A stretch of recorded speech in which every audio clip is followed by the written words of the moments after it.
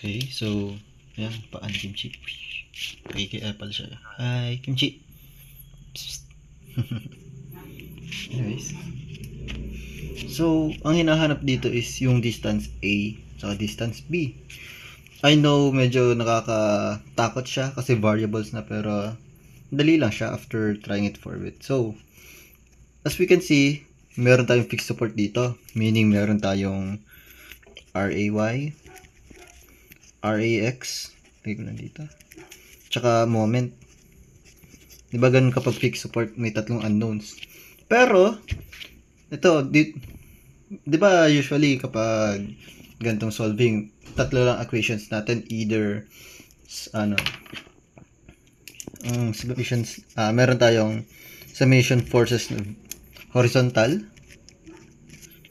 meron din tayong summation forces vertical, tsaka meron tayong summation of forces sa moment at something, diba? That is equal to 0. Meaning to say, dapat up to 3 unknowns lang tayo kung gagamit tayo ng tatlong equation na yan. Pero kung makikita mo, meron tayong 1, 2, 3, 4, 5 na unknowns. Oh no! Pero tatlo lang equation natin. Pero kung babasahin mo ng maigi yung problem, hindi ko agad napansin to. Nakalagay doon, the reactions on the fixed supports are 0. Meaning to say, ito, tsaka ito, wala na yan. 0 yan lahat. Okay? So, hindi na natin papansinin yan. Okay, so, first, tayo. Summation of forces vertical siguro. Sige. Summation forces vertical is equal to 0. Upwards positive tayo. So, meron tayo ditong, ito na unahin natin yung may unknown. So, 40 pounds, sulat na natin yan, 40, yung taas nito, times yung haba nito, which is B. Magiging 40B. Okay? Negative pala yan kasi pababa, diba? Tapos, maglalagay tayo ng plus. Since triangle yan, times natin siya sa 1/2. Okay? So, 1/2 times yung ito, 60. Times yung haba nito, which is 6 feet. Okay? Equals 0. Ngayon, kung i-shift solve mo yan, may makukuha na agad tayong value for B. Which is, taka lang.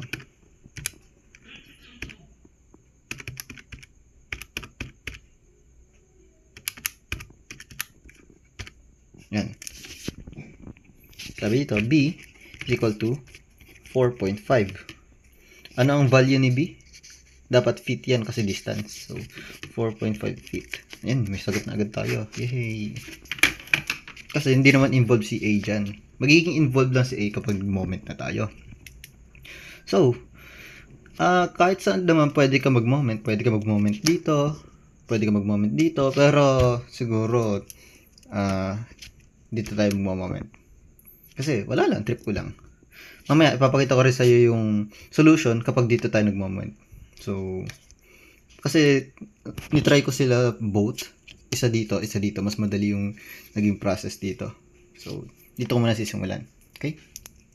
So, summation of forces, moment, at wala pa lang nakalagay, pero sabihin na natin ito ay point A, hindi, nakakalito kasi A at B na to eh. So, sabihin na natin point C, tsaka si point B. Yan. So, summation moment at point B equal to 0. Yan. Okay, so dito tayo moment. Unahin na natin itong triangle kasi malapit. Ewan ko. So, pag ganun, clockwise, positive siya.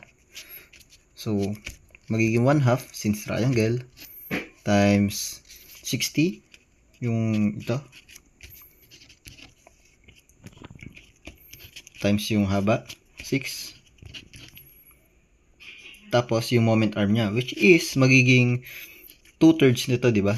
Dapat dito lang yan kasi andito yung, basta kapag triangle kung asan yung maliit, tapos papunta doon, 2/3 dapat. Okay? So, ito. Ano yung 2/3 ng 6? Which is 6 times 2/3.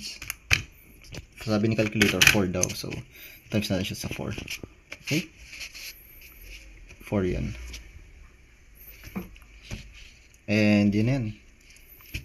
Tapos, ma-minus natin ito, yung rectangle na pag ganun, negative. So, negative 40, kasi sabi 40, times yung haba niya, which is B. Sulat ko na si B. Moment arm niya ay simply A plus, ay, di ba ang moment arm niya dapat nandito sa gitna ng rectangle? Okay? So, para makuha yan, kailangan natin i-add si A tsaka yung kalahati ng B. Di ba? Ganyan yan. So, magiging equation natin, 40B, kasi yung katulad nga sabi ko kanina, 40 ito, tapos B, yung haba nito, 40B times A plus 1/2 ng B. Or B over 2. Ano naman yun? So, A plus B over 2. Gets ba yan? Kasi yun yung distance nito. Moment arm. So, ayun lang. Equal to 0. Ang ginawa ko dito ay substitute si B. So, substitute natin. Or sulat ko na lang din to. Minus 40. Ang B natin is 4.5. So, times 4.5 times A plus 4.5 over 2 is equal to 0. Ngayon, makukuha na natin si A.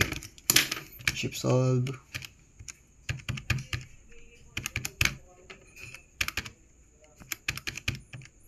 If naguguluhan ka dito, sabihan mo lang ako. Papaliwanag ko naman sa'yo ng ayos kung saan ka naguguluhan. So, huwag ka mahiya. Ayan. Sabi dito sa calculator, shift solve ko, A is equal to 1.75 unit feet kasi distance yan. Tapos naka-pounds per feet. So, feet. Yan. Okay, so, sinabi ko kanina, what if dito ko nag-moment? Oh no, gagawin. Try natin. Pang double check na lang din. Summation moment at point C. So, same process. Siguro unahin ko na muna to yung walang unknown variable, yung triangle, para mas madali. Lang.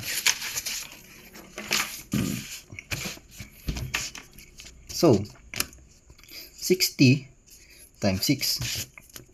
Ang ikot niya pala ay pag ganun, counterclockwise. So, negative 60 times 6. Nakalimutan ko si 1/2. Yan. Kasi triangle siya.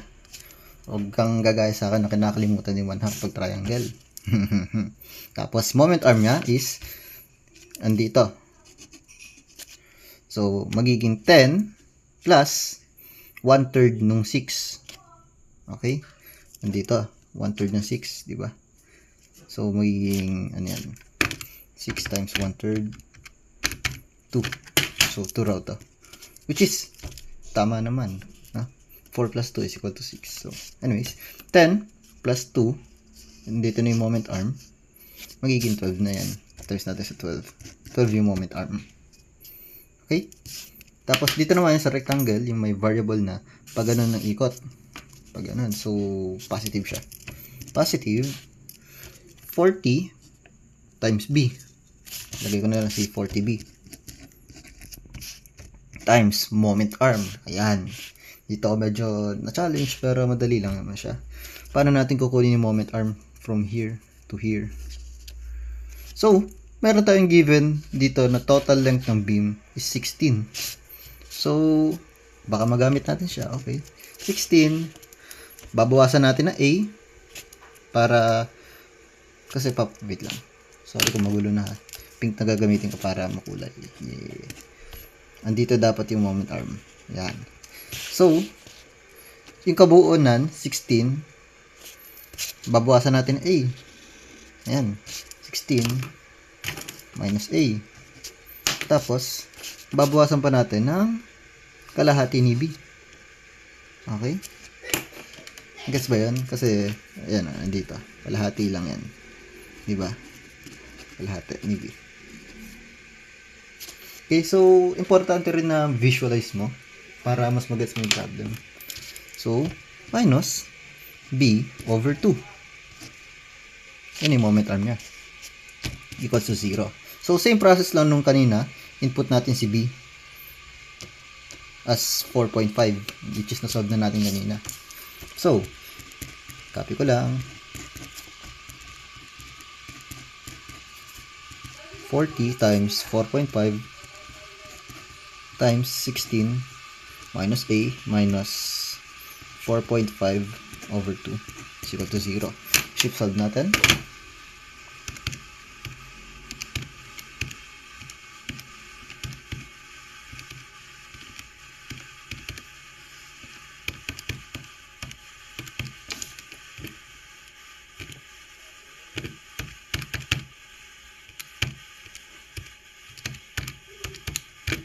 And sabi dito 1.75.